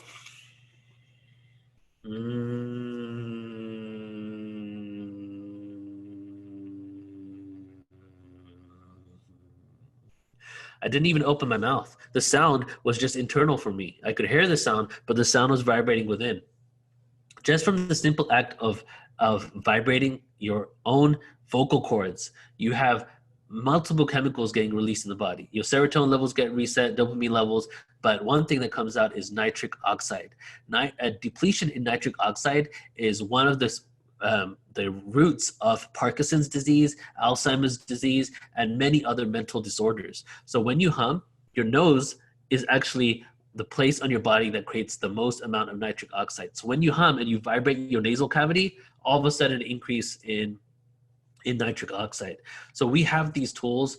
They haven't been created in mainstream science, and doctors and pharmacists haven't come on board enough in order for us to create these programs where we can help people. For example, my dad has Parkinson's right now, and I wish, first of all, he was into spirituality like I was, that he would be open to this, but he's very linear, scientific, computer science mind. But there are tools like this, so hopefully one day I can get the opportunity to really talk to him and have him start accepting this, because right now he just shuts it off straight away. But if he was to do humming, do some sound healing, take some focus on his gut, do colonics for your gut, because that's a brain that is basically been polluted with all these chemicals, and that brain is not functioning well, and you need all your brains to be functioning properly in order for you to be healthy. Who knows how we can cure? You know, we haven't even done this in clinical settings yet to know what the results can be. We only know that it's producing biochemical reactions in your body that can heal you from all types of sicknesses and diseases. And right now in the US, it's even illegal to even say that sound can heal. Right? You can't say that. You go down to South America, sound healers there, ayahuasca retreats in Costa Rica, they'll be like, oh, these are the sicknesses that we've cured with what we've done here. But in the US, you're not even allowed to do it because Big Pharma has really a chokehold on this awareness. So I hope you guys enjoyed that. You do have that to take home with you. Please do practice humming as well. And now I want to move into, so we're going to do a few more things before we close it up. I'm going to bring Chris on back in a second. We're going to play some planet sounds, because not only we know everything in the universe is vibrating, right? That should be a given now. Mainstream has caught on to that. Ancient metaphysical awareness has talked about it forever. But we actually have been able to take the frequencies that are coming out of planets and put them into audible tracks. So I'm going to play for you the sound of Jupiter and the sound of Saturn in a few moments here. But one other testimonial, my wife was on earlier. She gave a testimonial about 3 different testimonials that sound had on people. The person had TMJ, pain was gone, and a couple of other ones. But one other one I want to add is we actually did a sound healing at my friend Dave's house a few years ago. And there were a couple of girls there that never experienced sound before. And one girl was laying on the ground, and she was, like touching her while we were playing sound. She looked really uncomfortable, and she was touching her like just above her hip, below her belly area, like massaging it a bit. She looked very uncomfortable. I didn't really know what was going on. She left. The day was over. She left and went home. And a couple of hours later, she called my friend Dave, and she goes, I don't know what happened, but I have had an issue with my reproductive system. I haven't had a period for over a year. And while I was in the sound healing, something started shifting in my uterus area. And when I got home, my period started again. And that was like one of the most amazing testimonies, because check this out. Intuitively, we accidentally / not accidentally at all, only took the sacral chakra instruments with us to this event. We had like 5 different D bowls. We had a didgeridoo that was at D. We had tuning forks that were at D. Like, we just picked up all these instruments, and because we were in a hurry, went there, and we just happened to pick everything that was sacral chakra. So not only were we doing like a sexual healing, sound healing event basically, but it actually affected her in that area, and her period started again. It was amazing. So we've seen many different things like that occur with people. We're made out of sound. The origin story is all about sound. So it only makes sense that inaudible and audible frequencies can affect us in that level. So the last thing we're going to do is we're going to go over the planet sound healing, the planet healing sounds. But I want to go ahead and invite Chris to come back on right now. Chris, are you there, brother?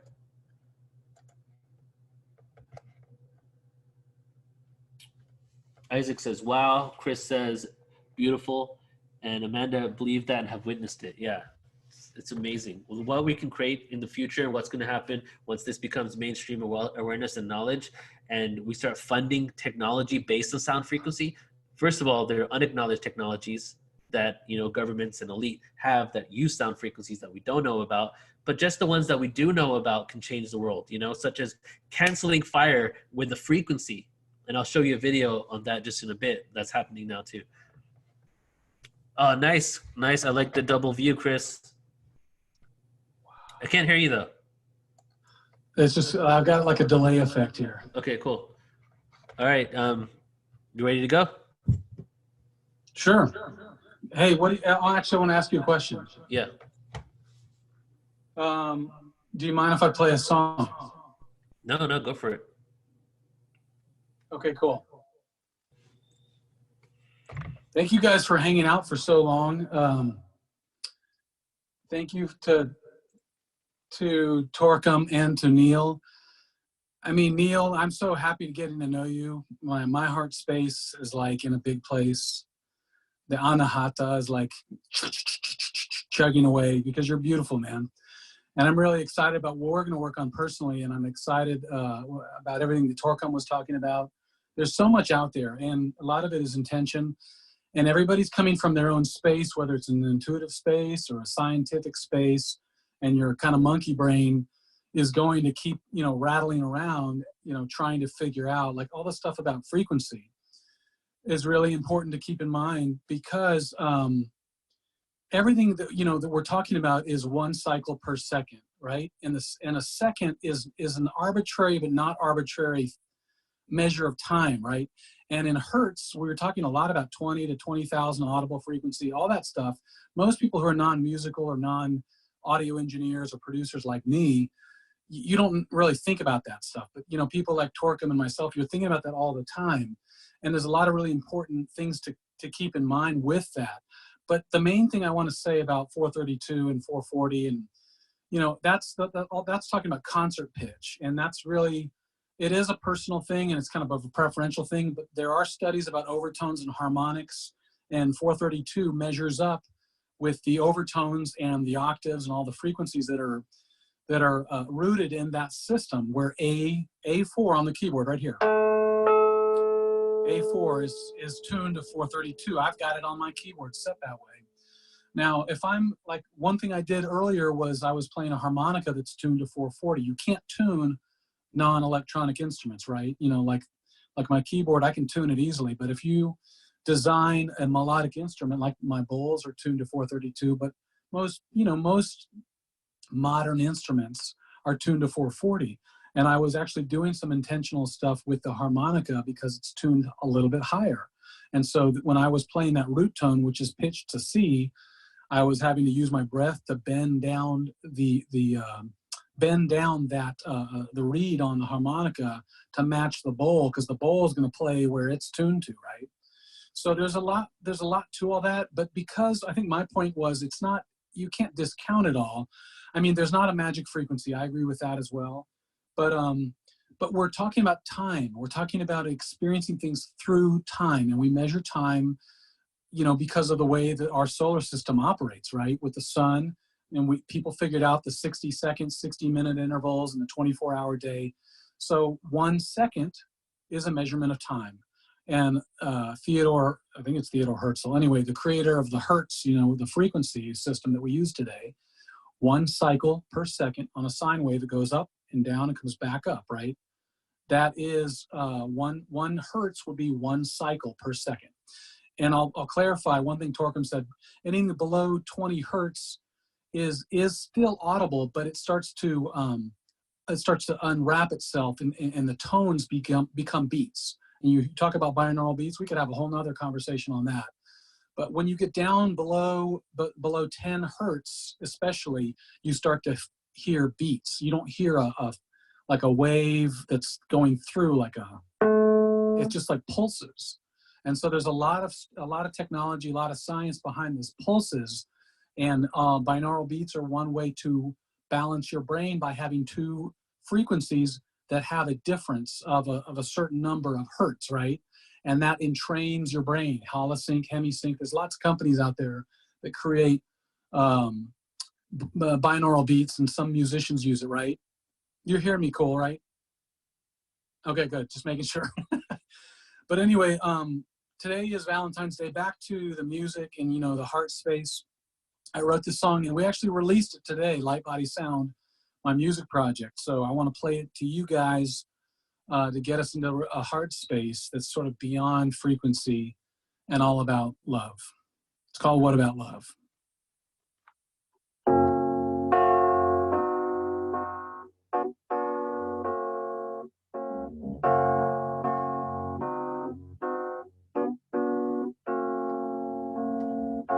What about love makes me feel this way? What about love makes me want to stay? What about love brings me back for a kiss? What about love makes me miss all of this? Sometimes the view takes my breath away. Sometimes the view nearly drives me insane. But I don't ever want to lose this magic feeling we're expanding, shifting almost effortlessly, lifting I don't ever want to almost lose you.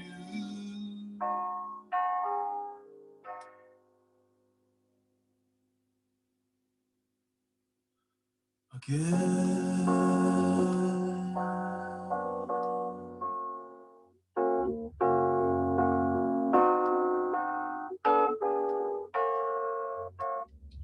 Remember how it felt to dive right in, the rapture of exploring, sink or swim.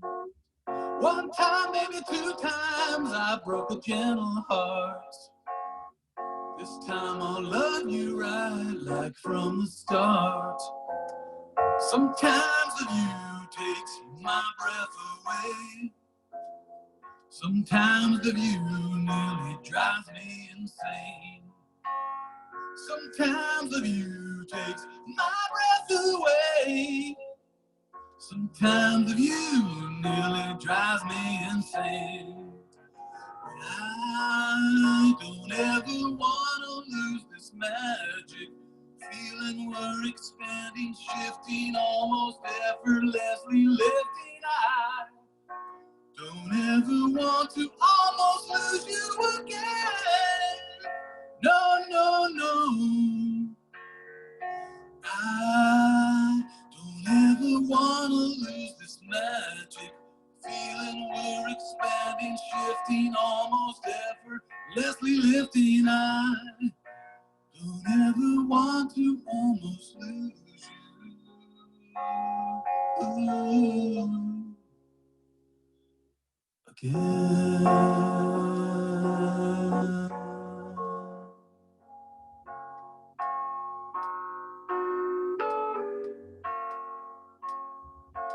What about love makes me feel this way? What about love makes me want to stay? What about love brings me back for a kiss? What about love makes me miss all of this?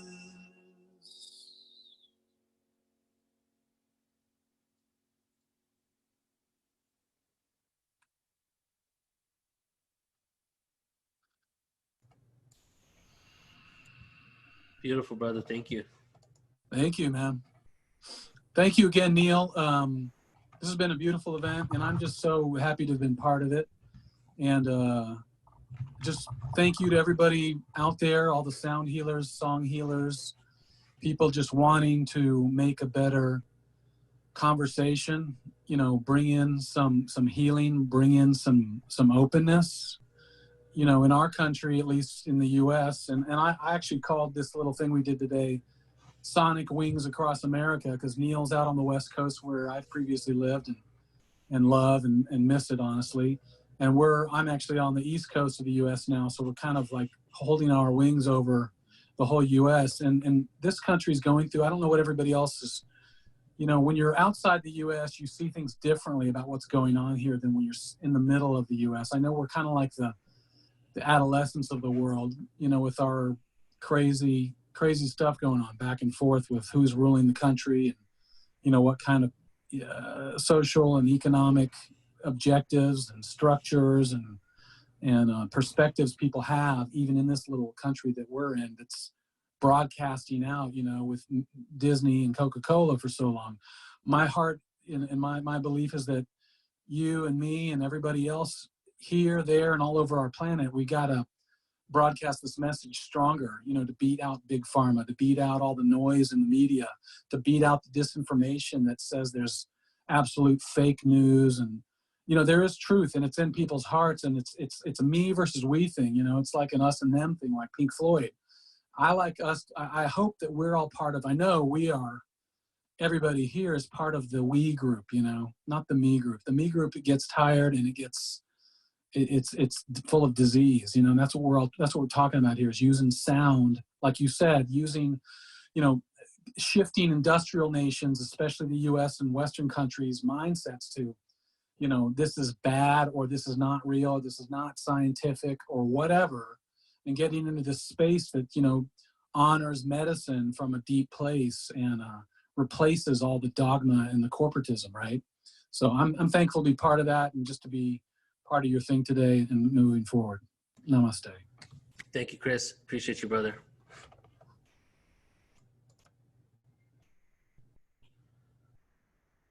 All right, so thank you to Chris one more time. And moving on.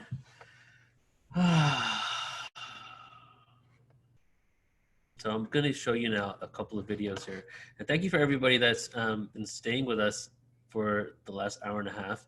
This will be on YouTube in about 2 days, so you can check it back, watch it whenever you want. You can sign up to our website if you're not already a member. And if you do not know who we are in Portal to Ascension, basically we're an event production company for consciousness. I create, and we as a collective create 100 plus events a year. 75% of them are online. Our website runs pretty much like Netflix for consciousness, where you can search by speaker, browse by category. And at the end of this, I'll show you a little 4-minute video of how you can access the backend. But we have thousands of hours of presentations. If you sign up to be a free member, you can browse through at least a couple of thousand hours of presentations. And then you can also purchase upcoming events. This weekend, we have I Am Plus workshop with William Henry on Saturday. We have Sari and Michael White the following Saturday on the 22nd, doing something called Angelic Starseeds webinar. Then we have Laura Eisenhower the following weekend doing the Return of the Cosmic Ether. So we have many events going out. We're pumping out a lot, but one of the largest components of everything we do is sound frequency. So much so that my wife and I do sound healing events basically as a hobby / part-time gig. And again, tonight, if you can attend at Bodhi Studios in Anaheim, California, at 7:30, we'll have essential oils, rose water spray, which, we'll be doing the chakra sounds, and there'll be an hour sound bath. So if you can attend, please do show up there. So what I'm going to do now is I'm going to show you a few videos just to show you that sound frequency is much more than just a healing sound, but can actually has practical applications in today and the ancient world. So the first video I'm going to show you here is coming right up. So many of you have probably heard stories of levitation in ancient times. You know, how did the pyramids get to where they are now? What was were the stones levitated into place? The conventional awareness of a stone being placed every minute for 24 hours a day for years on end in order to build the pyramids of Giza, does not make sense at all. The only thing that could maybe make sense is if they had some sort of levitation device or some sort of way of moving these rocks into place. You go to Pumapunku in Peru, and we have the H blocks in Pumapunku, and the story there is that the ancient story is that they were levitated into place. If you go to Stonehenge, the ancient folklore there is that those stones were levitated into place. You go to Coral Castle in Florida, and the site, the kids that said they saw him create this place said he had 2 cone-shaped tools and he was levitating the rocks into place. So is there something there? Has sound been used in the past as a levitation in order to levitate rocks and to create full-on civilizations? Well, even though we don't have exact scripture saying we technically levitated these stones into place, we're starting to experiment with sound now and figuring out ways to levitate it. So this video here is an example of that.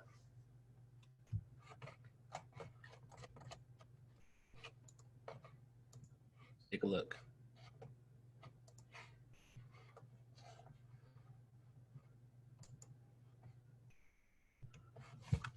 So give me a second to line it up.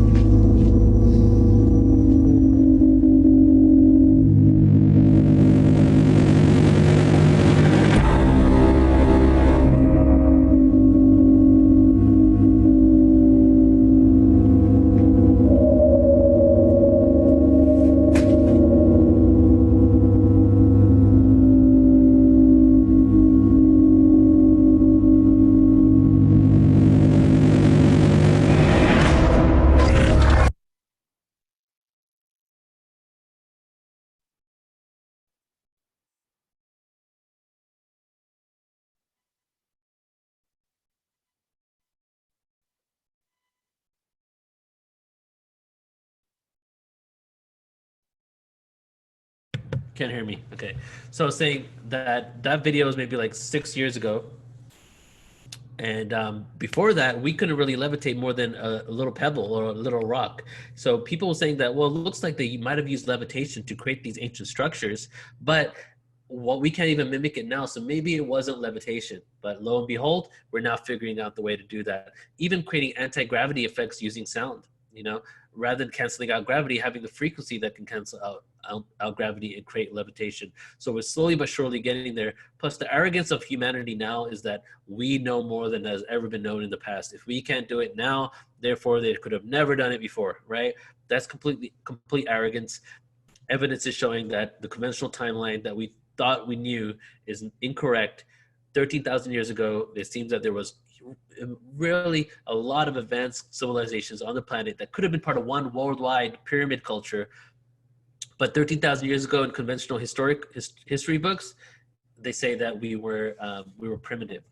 Pre-dynastic Egypt has been dated back to around 3,000, 4,000 BC. But what we can tell now is that it looks like maybe it goes even further back to at least 13,000 years ago, around 9,600 BC. So we are jumping all over the place here, but I think we're having a good time. We're doing World Sound Healing Event Day. So welcome to everybody just joining us now on Facebook. But this event is just a full-on, respect and reverence and love to all things sound. And guess what? All things are sound. So we're literally giving love and respect to everything right now. We're not just talking about sound healing. We're talking about the fact that you're a sound. We're talking about the fact the universe is one verse. It is one sound. We're respecting and giving reverence to all things that vibrate and all things in creation, good, bad, and the ugly, and having gratitude for why we're here right now on this planet. So also another thing to do with sound healing is, singing and spoken word in general. So what I'm going to do now is we have 2 more things that we're going to go over here. 3 more things. I'm going to show you a couple of ancient sound instruments and kind of give you the historical perspective on them, where they came from. I want to show you the planetary sounds of Jupiter and Saturn and the fact that these sounds have, these planets are making sounds, and all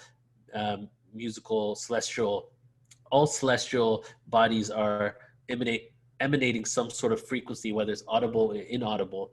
Plus, many of these frequencies that we have been able to capture, such as the dark side of the moon, Saturn, Jupiter, Pluto, the list goes on, have been used by Hollywood and filmmakers for a couple of decades, but have not been released until recently to the public. So the question is, how did Hollywood get their hands on these classified sound frequencies that have been around for over 20 years, but NASA has not told us about it until like 5 years ago?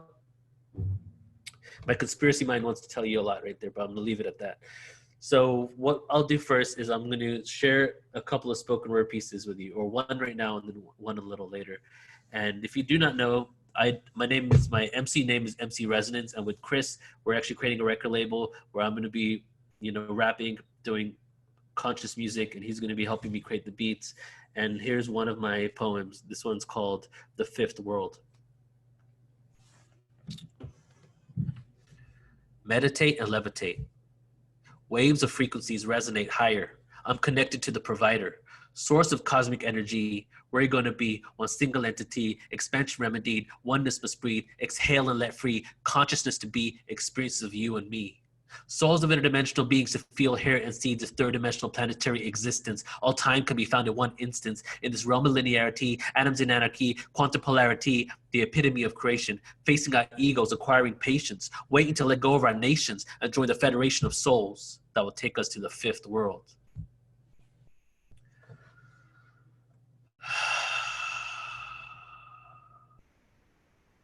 I'll do one more. This one's called Atlantis. So are we one yet?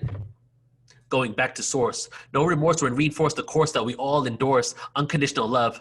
The highest vibration, a gift from above. Desolation of separation. We must be the ones to say this is enough. The third dimension, man, it was meant to be tough. There is no captivity, so unlock the cusp. Move away from hate and begin to trust. No more anger or lust. Our thoughts shift the earth's crust into a straight axis. Just like in Atlantis, when we stop causing damage and learn to manage self-realization. When people start to vanish, when we change our intentions and join the like-minded souls in the fifth dimension. You see, this is the beginning of our oversoul mission. What is it that you envision for the future incarnations? The Christ consciousness has arisen, tear the perception of being in a prison, this industrial system, slumber of opposites, duality, where we get lost and forget how to circumvent and achieve liberation. The curiosity won't last for long at all as you move to the aquatic age, break free from the third dimensional cage of limitations, Freemasons being misplaced in this illusionary reality. Governing authorities, there will be no more war. Co-create a love ambassador, open the doors. Life isn't supposed to be a chore. No getting on your knees, worshiping entities from the floor. The message is simple, man. We don't need to know anymore. We are the ones that we've been waiting for. Thank you. All right. So we're going to get into some sound instruments now, and a little bit over schedule here. We got to get down to Anaheim and start getting ready for our sound experience at Bodhi Studios. But these are my weights. Here is the didgeridoo. If you come tonight, we're going to be playing this all over you and blasting your heart open. Or let's just say unraveling your heart chakra with beautiful harmonic didgeridoo sounds.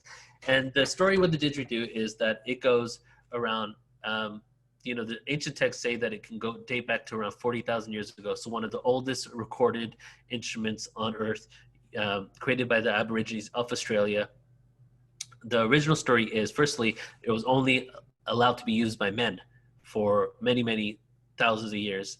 And not until modern time, a couple of tribes allowed females to use it, but not until modern times did females really start playing the didgeridoo. It was a masculine thing. And it is kind of a phallic symbol. Check it out, And the reason why is when a child would read the right, become a man, before you become a man, the whole purpose was that he would have to take some psychedelic plant in Australia. He would have to go into the wilderness, and he was not allowed to come back until he found his didgeridoo. And when he comes back and finds his didgeridoo on this plant medicine, he's now a man. But lucky for him, it wasn't hard to find the didgeridoos. They were plentiful everywhere. They were naturally carved out by termites. So this is obviously synthetic, but that carving and inside this whole thing was naturally done by termites for thousands of years on eucalyptus tubes in the outback of Australia. So all he would do is he would be on the psychedelic, he would find his didgeridoo, connect with it, make the mouthpiece, come back to the community. He was good to go. And the didgeridoo was actually, all the didgeridoos, the original didgeridoos, all happen to have the same frequency, which is C sharp. C sharp is also known as the Schumann resonance frequency, which is the natural frequency of the earth. So these didgeridoos for thousands of years, thousands of eucalyptus tubes, all carved out by termites, just happen to coincidentally come out with the same frequency, C sharp, that was used in order to heal. And now we're noticing that when you hook people up to C sharp frequency, it has an alkalizing effect on the body, and it helps oxygenate your blood cells and just overall well-being and health. So in essence, they were creating these epic bubbles of alkalinity and health and playing it every single evening while they were playing the didgeridoo. So that is one of our most favorite instruments, especially Soul's favorite instrument, and we'll be playing that tonight if you guys want to come out. We also do one-on-one sessions. We do private sessions. We do house sessions. We do bar mitzvahs. We do opening ceremonies at business events. Sound healing goes with everything. We've been called to do sound healings at business expos to open up the expo to set the energy for what's about to happen. And also we train. So if you're interested in one-on-one, like in-depth ancient civilizations, the science of sound, how to play each instrument, the history of each instrument, let me know. Get back at me at portalascension.org, and we can set something up. You can either come to one of our live events here in Pomona, California, or you can we can have a Skype session. So then we have the tuning fork, and I'm going to go a little quick with this one. So the tuning fork, we can track it back to ancient Egypt. The Ankh seemed to be a type of tuning fork. The tuning fork awareness was lost as the devolution of Egypt occurred. Pythagoras rediscovered this awareness by going to Egypt and being allowed to enter the ancient mystery schools and started getting these awareness of mathematical intervals and musical intervals. Pythagoras' purpose on earth was not to find geometry, even though that was a symptom of what he created, but he wanted to find out what the frequency of God was. That's, not a literal quote, but that's a summarization of what he wanted. But a literal quote of him was, he wanted to know what frequencies cure the passions of the psyche, anger, aggression, lust, how he could create a frequency to do so. By doing that, he's created something called a lyre. And that led to the Pythagorean scale and the Pythagorean frequencies, such as the frequencies of these tuning forks that are also tuned to the chakras. And due to him, we have what we now know as chakra tuning fork sets. So if it wasn't for Pythagoras, really well-known person, known and accepted by the mainstream, we wouldn't have bridges and buildings like we do today. If it wasn't for him, we would not have the tuning forks. So I just wanted to, you know, call out those two instruments there. These are the two instruments tonight that we'll be playing on and around you. Hopefully some of you can make it there. All right, and lastly here, I think we're going to close it out in just about a moment. And what I'm going to do is I'm going to close it out with the planetary sounds. But firstly, let me just say that thank you all so much for being a part of this today. And just go spread this awareness to other people. You know, we have the sounds and the tools within ourselves in order to create healing and abundance and joy, in order to shift from anxiety to self-love. I was at a place of, you know, I've been depressed. I hated myself for a long, long time. I got to say that just having the tool of sound and vibration in itself has really assisted me. Do you want to play that? Having the tool of sound and vibration in itself has really assisted me in transcending many of my fears and anxieties and creating love and passion within myself, love and compassion for myself. And it works, but what works more than anything is your own voice. Use your own voice, hum to yourself, chant to yourself. Before we were communicating with words and language, what were we doing? We were humming. What did people do in ancient cultures and ancient civilizations when they were working? They were humming. We were creating these sounds and resonance. We were part of the universe. We are the vibration of the universe. The universe and us are one and the same. We are the frequencies. We are the universe expressing itself in physical form, right? So just take that to heart and make sure you, whenever you feel out of alignment, that you remember you are the vibration of the universe, and you can become that vibration by using your own voice.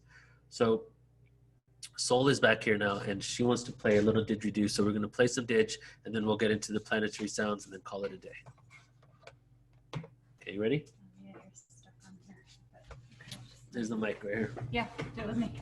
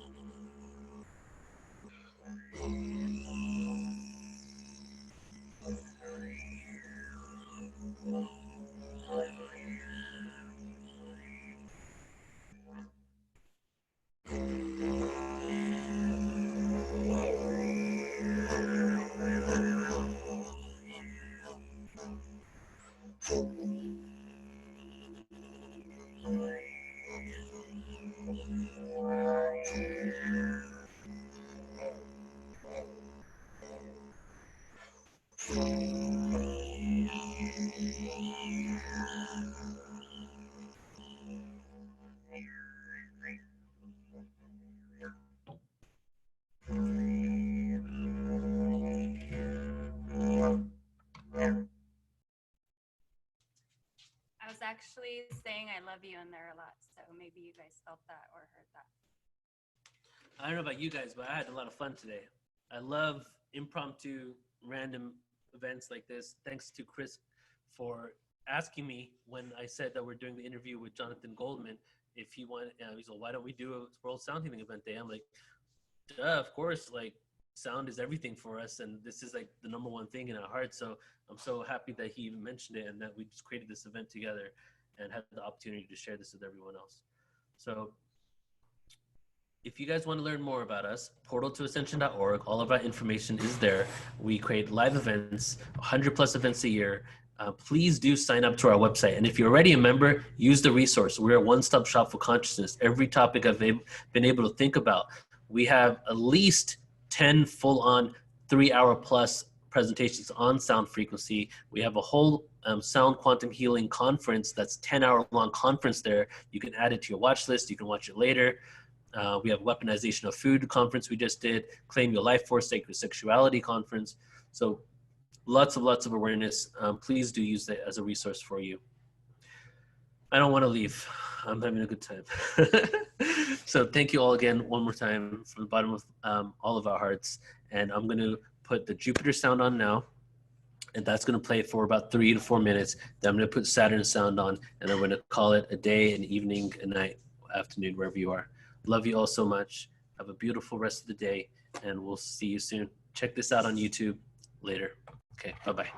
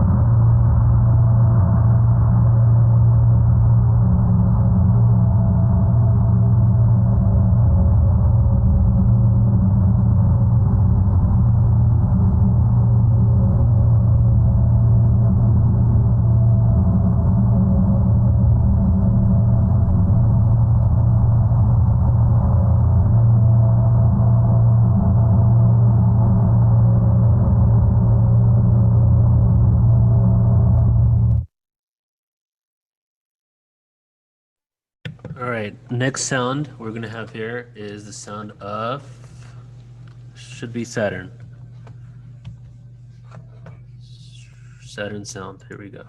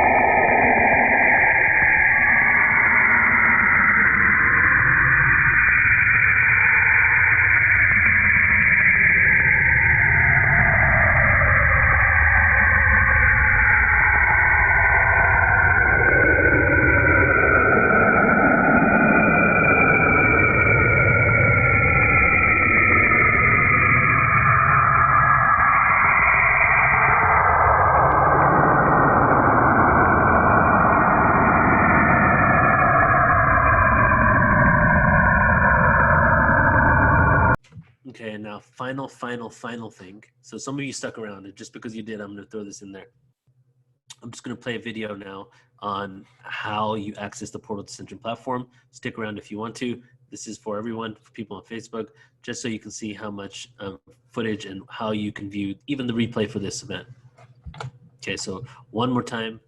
Love you all. Take care of yourself. See you soon.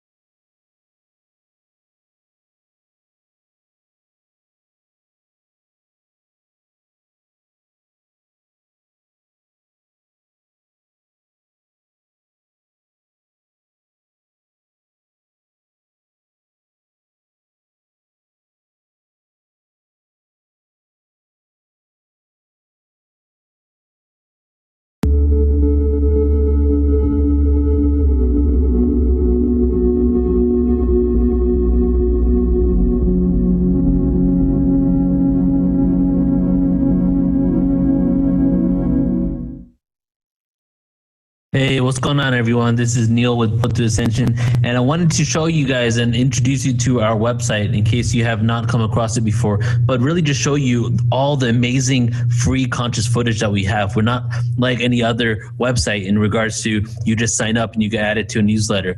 When you sign up to our website, and you can take a look here, here's the website, the front screen, a couple of banners going through for some upcoming events. This one's on Laura Eisenhower. This one's this weekend on Sacred Sexuality. And you just go to our website and you sign up right here with your name and email, and you'll get an email in your inbox that will have a username and a temporary password that you can change once you log in. Now let me just go through this really quick to show you kind of our site. Here's our mission, upcoming webinars, why we exist, different options of signing up, individual webinars, free member access, which is what I'm going to show you right now, the free webinar access, archives, articles that we have, and some portfolio of our events that we've done, and of course our sponsors and partners. So say you sign up, name, email, you click login. Once you get your login information, and your email address will be your username, and here we are. So login, here's my email, and here is my password.